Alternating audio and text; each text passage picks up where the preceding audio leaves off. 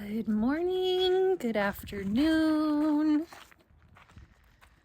good evening if that's the time that you're seeing this. I am headed, I forgot my bowl. And I can't carry that with my coffee. It's well into the afternoon here, and I'm still drinking delicious coffee. I need to grab my big bowl, try to hold everything in my hands. So let's try this again. Okay, there we go. Grab my wagon.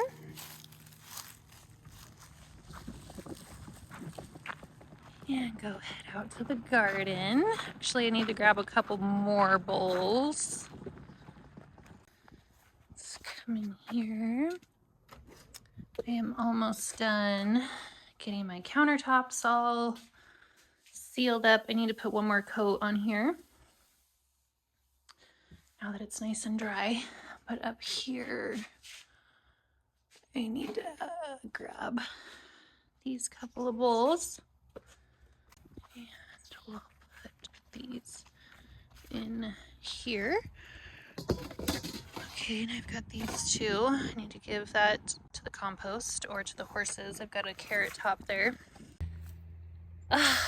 Happy fall. I think we had the first day of fall yesterday.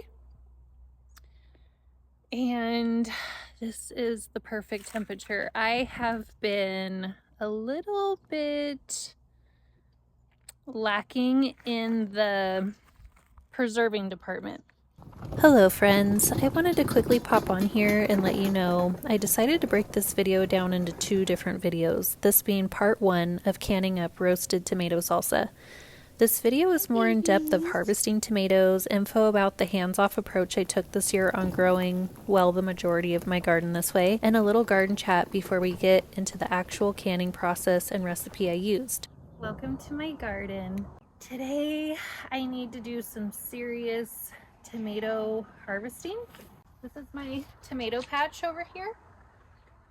Eventually we will have a greenhouse that's in this, I don't know the measurements of it, but it's kind of framed out on the bottom portion, but we need to build the walls and the roof and all that. So eventually we will have a greenhouse right here. In the meantime, it has served a great purpose of just having my tomatoes growing over here. So it's a little overwhelming because everything just is growing so good, including the weeds. But we can't have it all the time. So this summer I really took a hands-off approach. I did have to go into some spots and weed for grasses because they were taking over, but for the most part I really took a hands-off approach this year. For the last few years I've really been working on building up the soil, and a lot of what I've been using to put into the soil is chicken manure, horse manure. I will get bags of, oh my gosh, the humongous, that was a huge caterpillar on my foot. But yeah, so sometimes I will purchase like bags of compost and things to add in there, especially to build up my soil depth. Anyways, that leads back to how well things have done this summer on a hands-off approach, like I said, including the weeds as well. So with that being said, my other hands-off approach that I took this year is I didn't trellis up my tomatoes this year. I think this is my first year in a long time that I've just let them grow as bushes, and I didn't clip off any of the suckers. I really just planted them, put the irrigation down, and let them do their thing. And it was probably up until about a month ago. It was really hot out. It looked like there was minimal tomato fruit growth, but the foliage was looking really good. And I've heard and seen clips and things like that that our tomatoes, although they are a sun-loving plant, the 90+ degree temperatures can also just be a little bit too much for them. It somewhat stunts their fruit growth. And I saw that this year within my tomatoes. My cherry tomatoes didn't have a problem with it, but my slicers and my paste tomatoes, they were looking, I was a little concerned there for a little while. And then it was just like I let them go, let them do their thing, didn't really pay any attention to them. And then I came out here one day and it was like everything exploded. So there was a lot of prep work to do in the garden beds this spring into summer leading up to planting everything. So by the time everything was established and I had gotten everything planted that I wanted to get planted, I was kind of maxed out. I was a little bit burnt out come early summer. So I just sort of took a break. We had other projects that we did this year. We renovated the pantry / potting shed. We're working on getting our shop all organized. We had a lot of projects that we had just put off for a while because we're busy. There's so many things to do on a farm, running a business. We just sort of shifted gears there for a minute, and I think it was the best thing I possibly could have done for my frame of mind, especially now coming into harvest season where it's going to be busy again. And so today is sort of marking that day where I need to shift gears back into garden mind frame. I really need to get into the tomato patch and start pulling all of my tomatoes. I'm trying to make a conscious effort of separating my paste tomatoes from my slicers. And I have a couple varieties of paste tomatoes that look like slicers. So I want to keep those separated so that when all of my tomatoes are ready, we're going to do a huge preservation day of sauce, tomato sauce, spaghetti sauce. In the meantime, I still need to be collecting those tomatoes as they're ready. And what I do with those until the big preservation day is bring them in, wash them, take off the green tops, remove any imperfections that might be on the outside of the tomatoes, and then I put them into Ziploc bags and I put them in the freezer. And that makes for a really nice jump start to removing those skins. So that's what I do with the paste tomatoes. And so what I'm going to do with my slicers at this point in time, besides eating them fresh and sandwiches and things like that, is we're gonna make some roasted tomato salsa. I watched a couple videos, super simple, and sometimes simplicity is exactly what it doesn't have to be too good to be true, which I think I'm good at overthinking sometimes.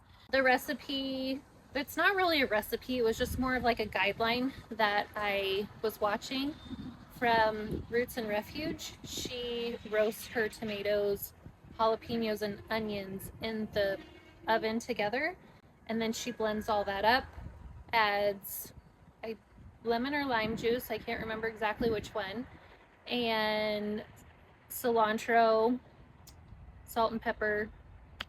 Really simple. And so I think that's what I'm going to do this year. While everything's roasting, I'm going to work on putting a video together that I just made, which is just fresh garden salsa. I'm not canning it. I chopped everything fresh, and then the extra jars that I had, I just put it in the freezer, which I will be sharing soon on how I made that, which is delicious. I'm going to stop yapping, but just wanted to kind of unload the thoughts that were in my mind, where I've been at in my gardening journey this year for 2025, and now we're about ready to embark on 2025 harvest, which is exciting, and just the abundance that we were so blessed with this year. So let's go into the tomato patch and start picking all these beautiful tomatoes. Oh my goodness. Well, we did good this year, and I couldn't be more excited for my tomato sauce this year. Here we go. Even though it's probably a better idea to trellis your tomatoes so that you can eliminate diseases and pests climbing on them and eating them, I have to say this is probably maybe my best tomato year yet, and I just really let everything go. I mean, it's wild and jungly out here. I don't love the messy look to it, but this year I kind of had to take a step back. I find that I get really, probably OCD is the best word to describe it. I like things to be functional and beautiful, and this year I really had to take a step back from that and just do what I could do where I could do it. So this is what I could do. I planted 70 tomato plants this year, and I wasn't planning on planting that many, but I was attempting to sell my extra tomato plants, and it just didn't work out. So because I had put so much work into planting everything, up potting everything, I didn't have the heart to just let them go. So I gave them away, which is totally fine. I'm happy to do so. But in my mind, I was thinking, oh, maybe I could have a little side business, make a couple extra bucks. And it didn't really work out like that this year. So normally I would be pulling these when they're blushing, which I am on some of them, but some of them I think I am just gonna leave on the vine until they're a little bit more ripe. I have plenty to pull that are a lot more ripe right now, and the reason why I'd be pulling them when they're blushing, which means we will pull this one just to show, for example, but this one isn't red, it's, you know, on its way, and that is what you call blushing. So you can bring these in, set them inside on a sunny windowsill, or I mean, it doesn't have to be sunny. They will ripen on the countertop. But a lot of people will say to pull them when they're blushing and just bring them in, and then that way you can avoid pests getting to them, which sometimes I do, especially if I see a lot of pest pressure, like the pests are getting to them, then I would. But I am surprised at the lack of pest that I have seen on them. There's a couple that are kind of chewed up, but for the most part, even with just growing on the ground the way that they have, they're doing really good. So I'm gonna try and let these guys ripen on the vine as long as I can, because it just seems more natural that way to ripen on the vine as opposed to inside. It just, you know, they're going to be getting a lot more nutrients from the plant as opposed to sitting on the counter. Okay, well, we've got this big bowl, and then I've got all of these to pick up. I wanted to show you down here, we've got some pest pressure.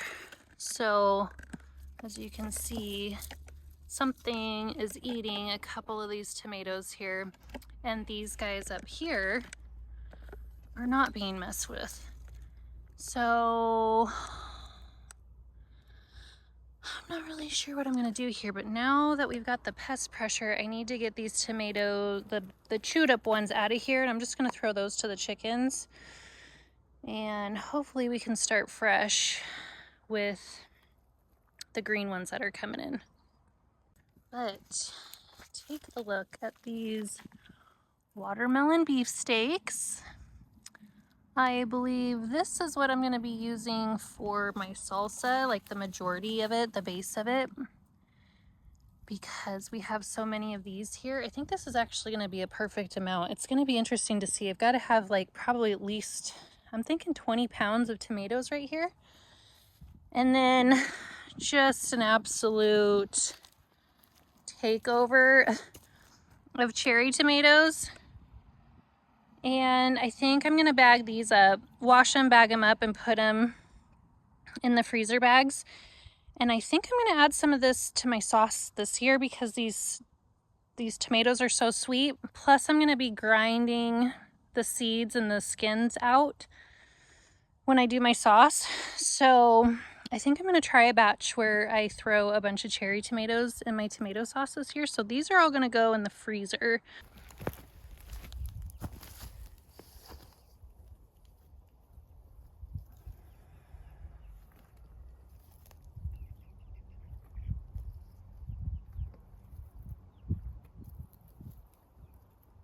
Should probably get a different bowl. It's going to be really cool to weigh out how many pounds of tomatoes we get this year. I think we're going to have a really good sauce here. I accidentally popped a little green one off. That will ripen inside. Not ideally. I'd rather just let Mother Nature ripen it on the vine, but it will ripen. Last year, that's kind of how I ripened all of my tomatoes that I turned into sauce last year. I ripened them all inside because I think I planted my tomato plants too late last year. So we got a really late start on getting ripe tomatoes. Another green one. And I got some peppers. That sweet little red pepper. Well, good, bad, and ugly, here it is. A lot of these are getting fed to the chickens. That one looks alright, but I can't believe how fast these ripened out and then unfortunately split like that. So I have just a mass amount that unfortunately are gonna go, well, I don't know if unfortunate's the right word, but the chickens are gonna have a good day. This guy is so ripe that my finger just popped through. It was a little bit split. There's some ants on there. I don't know, I could probably cut that part out. That's good. I have a huge bucket behind me of what is not good. I guess this is the example of why you do want to trellis up your tomatoes. Let's see, that one's beautiful. Okay. Happy with that. It looks like I have a good little cluster I just found. Yeah, those are good. That one's got a split in it, but that's the worst of it, just a simple split. So I'm still going to use that one. I'll just cut the imperfection parts off. I unfortunately have probably 2 more of these bucketfuls of, I'm sure I could pick through them and salvage some of them, but because I have so many more coming, I'm just going to treat my chicken. Hi, baby. You better share. You better share with the babies. Hi there, babies.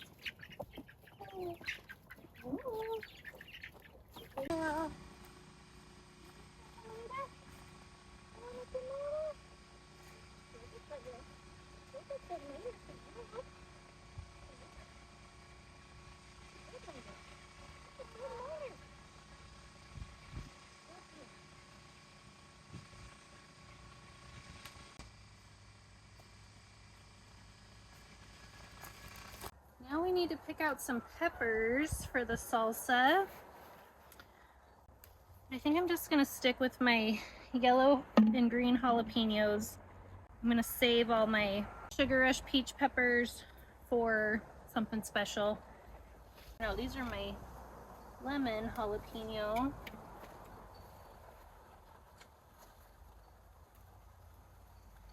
Okay.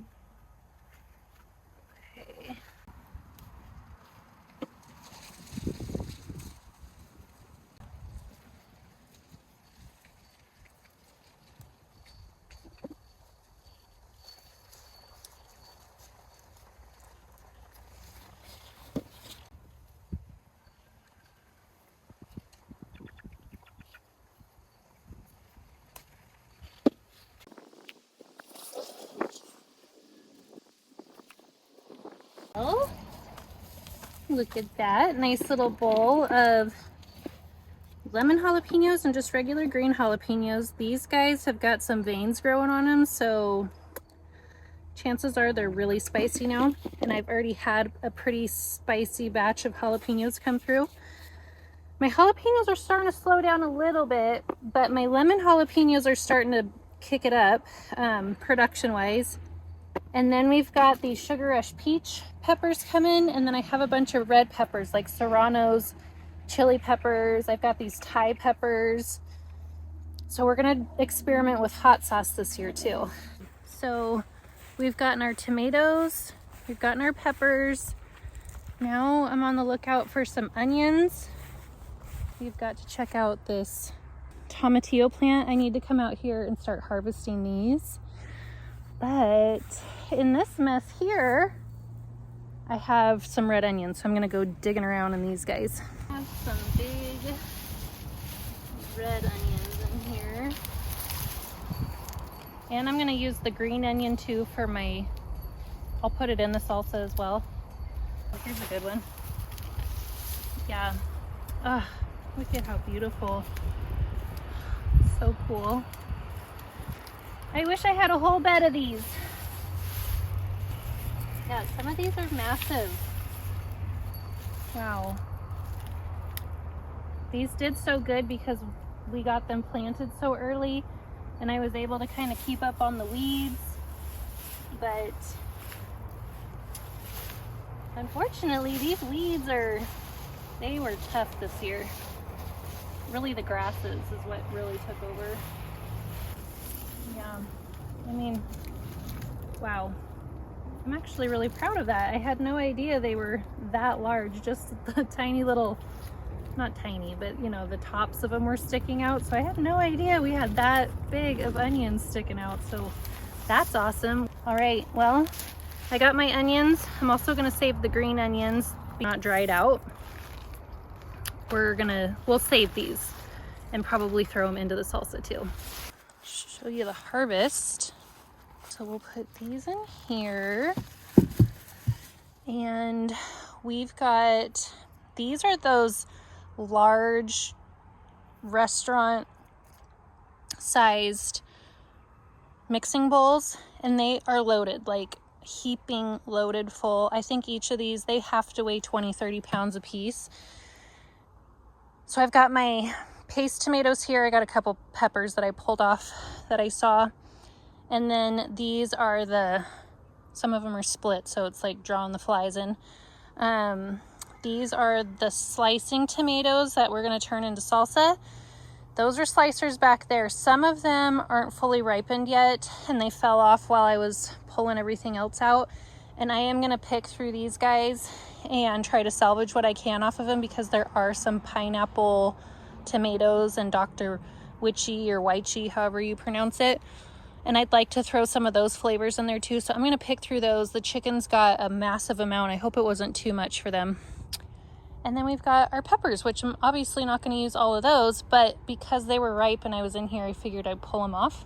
So today we're just getting the tomatoes, washing them up, roasting them along with the onions and the peppers. Maybe, I don't know. I have a large amount of tomatoes, so I might have to just roast all the tomatoes today, and then maybe I roast everything tomorrow and get everything all blended up together. We're just gonna have to see how much time we have.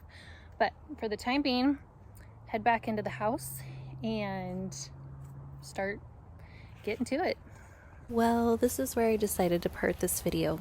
If you made it this far, thank you for being here and spending some of your time with me in my happy place. Be on the lookout for part 2 of this video. we'll jump right into roasting and canning this deliciously thick, restaurant-styled salsa. And I hope you'll follow along for more videos where I share my love of all things home, farm, and garden. See you soon.